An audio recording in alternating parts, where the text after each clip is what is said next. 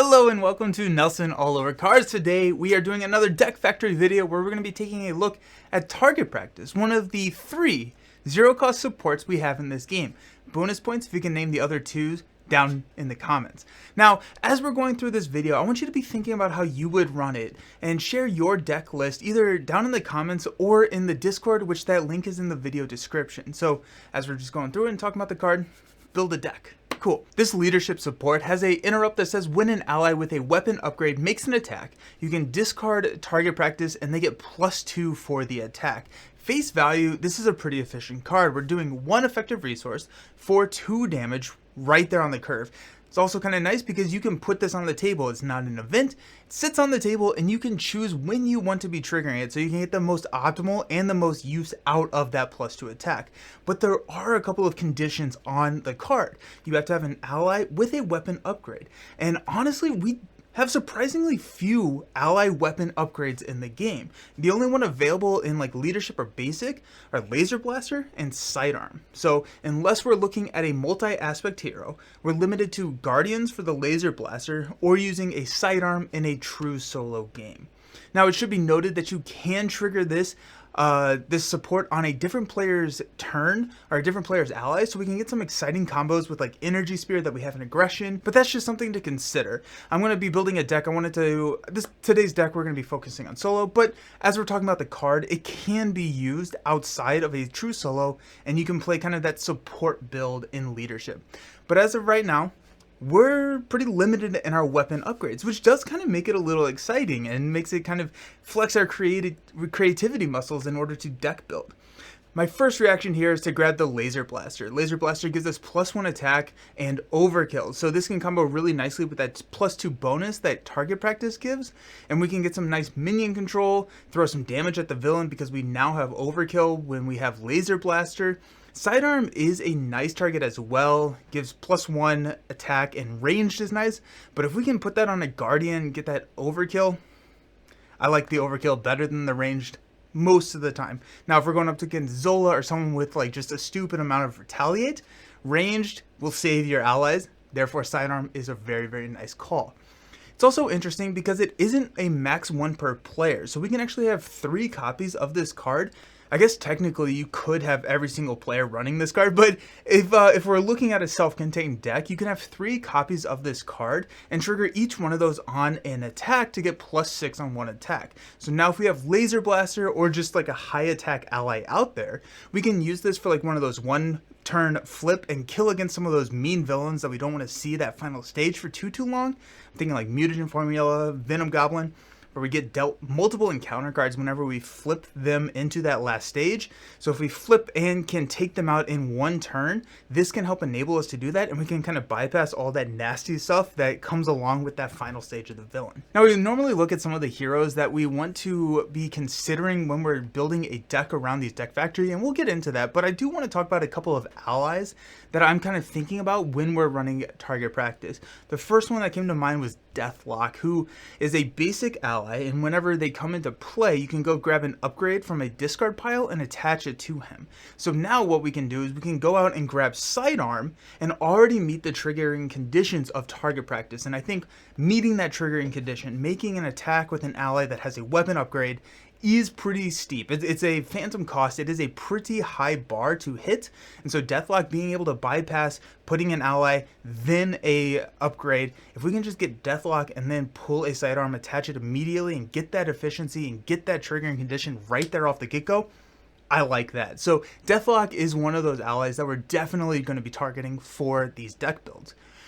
I want to talk about a couple of allies outside of leadership and basic. I'm mainly thinking about like Dust and Thor Odin's son in the aggression aspect. So if we use Cyclops, we can grab Dust, or if we grab like Spider-Woman as a multi-aspect hero, or if we're just playing multiplayer, Dust and Thor can get incredible efficiency out of target practice because they can attack multiple enemies at the same time. And that +2 attack stacks, and because you're resolving the same attack against multiple enemies, now instead of like a 3 attack with Thor, you're attacking for 5 with target practice. Now we have even more considerations to think about here. We have to have the attachment, we have to have multi-aspect, we have to to have multiplayer. It starts to get kind of crazy, all the considerations that go in and some of the things that we need to make this happen, but it is kind of cool because the value just gets insanely amplified. The other types of allies that could be beneficial are for allies who have a benefit when they defeat something. And so I'm thinking like Beta Ray Bill. When Beta Ray Bill defeats a minion, you get to remove 2 threat from a scheme. Now, since we can choose when we want to trigger the interrupt on target practice, we can get that flexibility on when we want to trigger it and make sure that we're getting a Beta Ray defeat of a minion. And even if like that minion has 5 health, we can set that target practice on the table and then use it when Beta Ray attacks to get that triggering condition. Or if we're looking at multi-aspect heroes again, someone like Tigra could benefit from this because they could just keep hitting that triggering condition of defeating a minion, healing that consequential damage, and then keeping her on the table for a long time. There's a lot of actually pretty decent heroes or allies that can benefit from this. All the Guardians are going to like this because all the Guardians can get Laser Blaster, and Laser Blaster is what we're kind of like probably the best option for this target practice. So Laser Blaster is great, but I wanted to talk about some of the other ones and some of the other niche cases. But if you throw the Gray Guardians, Yondu, the Blue Guardians, Laser Blasters, and target practice, it'll be good. It'll be fine. I think the best hero actually to run target practice is going to be Spider-Woman. Because of her multi-aspect nature, she is able to grab Energy Spear from aggression and then also use target practice so we can get that weapon, which is just an incredible weapon. +2 attack and piercing is very, very good. If I was going to go this route, I think it would be fun to run like Call for Backup to cheat Rocket Raccoon in, because you can get around that play only if you're a Guardian, or maybe you use Make the Call to get Rocket Raccoon in and get some major minion control by giving him an Energy Spear, target practice, and whenever he's attacking a minion, he now has overkill. So you can go Laser Blaster, Energy Spear, and just it would be fun, right? It'd be fun, and really only outside of multi-hero games, Spider-Woman is going to be the easiest hero to trigger this combo. Cyclops can get Dust when we're running this card, which is nice. Dust can attack multiple minions, and then yeah, so that's going to give us a +2 attack whenever we do that. Cyclops likes this. Cyclops has some really good leadership builds already though, and so when we're running something like this, it can be very situational and what villains we would actually want to run this combo against, because it's like just run Uncanny and kind of build into that leadership. But I think this would be kind of a fun B tier level Cyclops leadership deck that we could run and kind of run the minion control side of things. And then the last hero, before we dive into who we're building for today, is Star-Lord, because Star-Lord can make anybody a Guardian, which can be great for getting Laser Blaster out there on any of the big hitters. So Iron Man now can have a Laser Blaster, Ronin can have a Laser Blaster, all of our normal Voltron targets can get that Laser Blaster, which can get that target practice, and we can just get some incredible Voltron allies on the table. Star-Lord, Guardians of the Galaxy, the support card, all of this. It's a fun deck. If you haven't run a Voltron Star-Lord deck, please do it. Do yourself a favor. It's a blast. Who I'm focusing on today is actually Psylock. And I don't think that Psylock is necessarily a great target for target practice, but what I like here is that target practice is a skill, meaning that we can use training regiment to go and tutor that card from our deck. So let's hop down to the table and we're going to check out the Psylock build, and we'll see what you think about it. Okay, so we are going to be building a Psylock deck today that's all focused around the target practice support. So we talked about target practice, the 0-cost support interrupt. When a ally with a weapon attachment makes a attack, discard it, they get +2 for that attack. It is a skill, and the reason why I chose Psylock here is because we have the Training Regiment card in her own kit that says that we can exhaust Training Regiment, search your deck for a skill card, add it to your hand, and then if you are in hero form, discard 1 card from your hand. So if we have target practices in our deck, we can use Training Regimen to go grab target practice, probably, hopefully being able to do this in Alter Ego, so that we can set these on the table and then use them when we need to use them. Let's talk about who we're going to be using them with. First up, we got Beta Ray Bill. Beta Ray Bill is a 5-cost ally. He is very, very expensive. However, Psylocke starts the game with those 2 resource generators, her side knives and side katanas, on the table, And so she has the resource generators. With a hand size of 4, she's going to be able to play Beta Ray Bill straight up, even if it does take her entire hand. And we do have a couple other high cost allies, but we are also bringing along Call for Backup. And our main priority here is going to be Beta Ray Bill for Call for Backup. It's just going to be our most efficient use of this card. Now, if we already have Beta Ray Bill, we can grab another ally, but this is probably going to be the best way to get this 5 cost ally into play. But Beta Ray Bill is a really good ally. So 5 cost, 3 attack. After Beta Ray Bill attacks and defeats a minion, remove 2 threat from the main scheme. Now, if Beta Ray Bill has a weapon, and we'll talk about which weapons we're bringing here in a second, target practice can get Beta Ray Bill up to a 6 attack. And so we are defeating minions. We're just going to take out the minions, and that's also going to help with some thwart and allow Psylock to be a little bit flexible in if she wants to do damage with her knives, or, damage with her katanas, or thwarting with her knives. We have Beta Ray. We have a lot of thwart on the table. Beta Ray Bill is one of our targets. We also have Deathlock, who is another one of our targets, who after Deathlock enters play, choose an upgrade in any player's discard pile with a cost 1 or less, and then attach that upgrade to Deathlock. So this is going to be another one of our targets, and we're going to be bringing a couple of upgrades that we can attach to him. Our final kind of Voltron target in this deck is going to be Yondu. Let me put him up here. Feels like they should all kind of be up here in the top. It's going to be Yondu. Yondu is our Guardian ally. He's a 4 cost 2/1/2. However, he does not take consequential damage whenever he attacks, making him a really good Voltron target. And then his attacks gain range, so he ignores the retaliate keyword, which is pretty nice, especially with a really low health of 2. In a pinch, we can use Yondu to thwart for 2, but most frequently we're going to be using him for that 1 attack. So these are going to be our main Voltron targets, and we're going to use some upgrades to attach to them. The first one being Sidearm. So attached ally gets +1 attack and ranged. Now Deathlock, this is probably going to be the target for Deathlock whenever he enters play, to grab a Sidearm for himself. That's going to take him up to a 3 attack with ranged, and also be now a valid target for target practice. Beta Ray Bill goes up to 4, Yondu goes up to 2, and then the target practice takes him up to a 6, 5, and 4. Awesome stuff. Really, really fun stuff. We also have 2 copies of Laser Blaster. Now we only actually have 1 target for Laser Blaster here, and that is Yondu. And the Laser Blaster here is, if we draw it in our opening hand, it's a consistency thing, because we want to get Laser Blaster on Yondu as quickly as possible.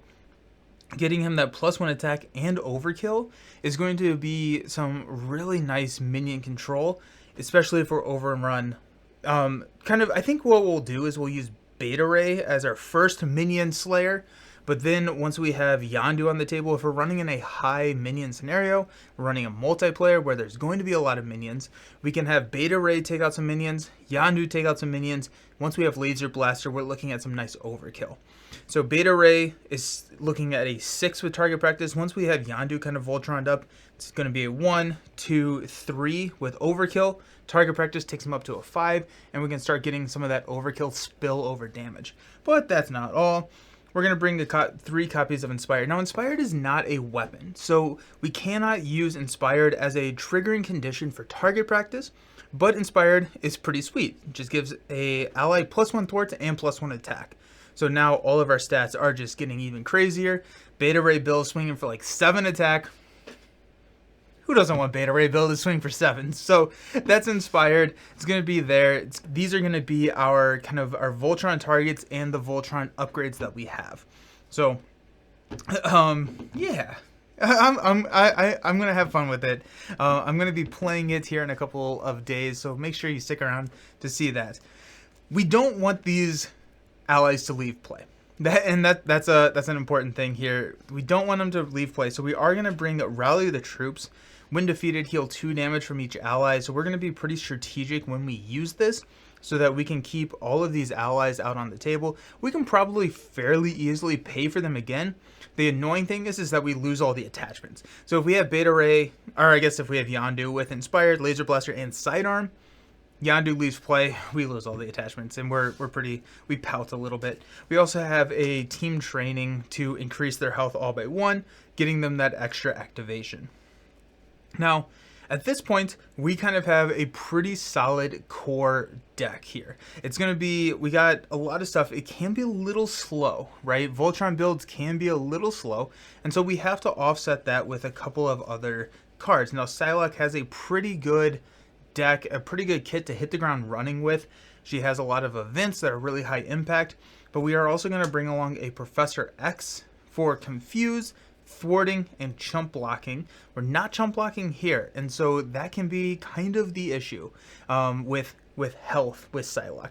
I want to be using her to thwart or attack because we got these side knives and side katanas, which are going to help with getting those stats to like a 3 thwart potentially or a 3 attack potentially. So I don't really want to be using her basic defense. Now, so we have Professor X to take a block, but also to confuse. And Psylock is the confused queen, right? So she can confuse so many things, so many times, that pretty much every single time, every other turn, we're going to be flipping down to Alter Ego. So we don't need as many chump blocks as we would think. The last kind of chump block here is Maria Hill. This is going to help with our card draw. Psylock only has a 4 hand size, and so Maria Hill draws us cards 4 hand size, but offset with 2 resource generators. Maria Hill helps us draw cards, and then we're also going to bring in Avengers Mansion to just kind of help churn through some cards, because it can be kind of hard to find the right cards for the right situation if we don't have these. But we can drop in Avengers Mansion pretty easily with Psylock, and so I like bringing in an Avengers Mansion. Because we have 3 Voltron targets, and then 2, actually I guess 3 allies that are going to be rotating in or out. I didn't grab Angel, but we do have Angel. Angel is going to be one of those allies that we don't want to be sitting on the table for too long, because after Angel enters play, or actually after you play Angel from your hand, you get to ready your identity. So we don't want Angel to hang out on the table too long. We want to consistently be playing Angel, and so these allies here are 3 ally slots. We also have 3 ally slots up here, so we're going to bring a Triskelion mainly for that late game. If we see a Triskelion in our opening hand, it could be a pass. We don't need to play Triskelion turn 1 or really that early in the game. Once we have our 3 Voltron targets out, then we want to play Triskelion. If we can drop it, if it doesn't hurt the tempo of our game, drop Triskelion whenever you draw it. However, it's not necessarily a first deck pass, because very rarely are we going to be able to get all 3 of our Voltron targets out and keep them out on a first deck pass. So Triskelion really starts to increase in value maybe on that second deck pass. But getting the 3 permanent allies out there, and then we'll rotate these 3 in as chump blockers. We're going to continue on because Psylock is a psionic character. We really like the Psychic Kicker here. So ready an ally. That ally gets +2 thwart, +2 attack until the end for its next basic thwart or attack this phase. Psychic Kicker I really like here for our chump blockers mainly, because these guys are going to be doing massive amounts of damage, and we can absolutely use Psychic Kicker for one of our Voltron allies, especially Yondu once he has overkill with the laser blaster. But Psychic Kicker can get a extra activation before we throw one of the, I'm going to move this, before we throw one of these 3 allies under the bus of a villain attack. So if we have Psychic Kicker at Professor X, we can have Professor X thwart for 5, or actually no, I'm sorry, for 8 before he gets hit with a villain attack. Maria Hill can also benefit from Psychic Kicker, especially once we have team training out, because we can thwart, and still have 1 health for team training. So I really like the Psychic Kicker on these more so than our Voltron targets, because this does not prevent the consequential damage. And so we can get utilization here. We can also get it out of the Voltron targets. It's a game, you have to read the game state and understand how much longer we have.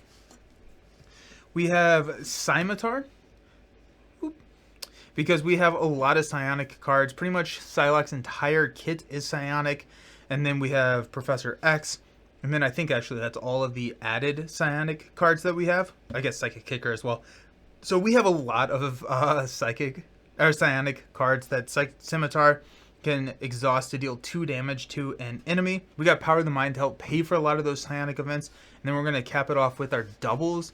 That's going to be the finale of the Psylock deck. Now, I don't have a name for this deck. I've loved hearing y'all's thoughts on what we should name the deck. And so if you have a fun suggestion for a name, let me know down in the comments.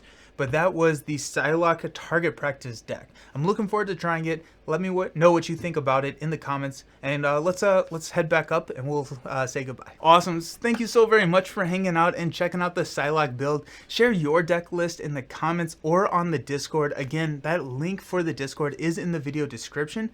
I look forward to seeing what y'all come up with, and make sure to go ahead and subscribe to the channel to see this deck that we just showed off in action in a gameplay coming in the next couple of days. Thank you all for hanging out. I appreciate each and every single one of you. I hope you have a fantastic week, and I'll see you next time. Peace.